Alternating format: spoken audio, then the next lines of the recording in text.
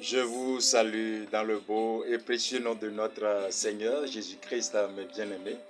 Nous rendons grâce, il est encore temps pour que nous puissions alors aller dans la parole de Dieu comme cela se doit, comme nous le faisons à chaque instant.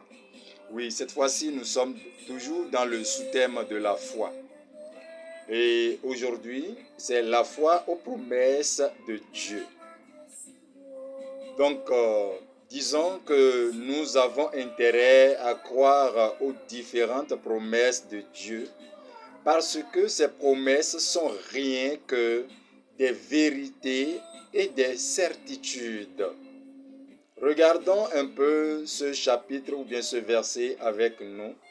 Genèse 3, le verset 15 qui dit « Je mettrai inimitié entre toi et la femme, entre ta postérité et sa postérité. Celle-ci t'écrasera la tête et tu lui blesseras le talon. » Vous voyez, en même temps, il y a une séparation entre l'être humain et le serpent.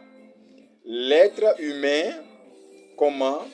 Oui, Adam et Ève seront séparés alors de Satan, du serpent. Oui. Et Dieu parlait en même temps de la venue de Jésus-Christ, qui était déjà la postérité de la femme, parce que Jésus doit venir par la femme pour maintenant vaincre le serpent qui est le diable. Et si nous allons regarder, lisons encore Ésaïe 9, le verset 5 qui dit ceci. « Car un enfant nous est né, un fils nous est donné, et la domination reposera sur son épaule. On l'appellera admirable, conseiller, Dieu puissant, Père éternel, prince de la paix. » Vous voyez, automatiquement, donc nous voyons déjà aussi la prophétie de Jésus-Christ dans Ésaïe 9, le verset 5. Donc un enfant nous est né. Ça veut dire la confirmation de ce qui a été dit. Vous voyez, ce qui a été prévu, de l'ombre des choses à venir. Il est temps maintenant. Et donc, qu'est-ce que l'enfant là va faire? C'est lui maintenant qui va régner. Et alors, le règne du diable serait alors subdivisé, dispersé. Vous voyez?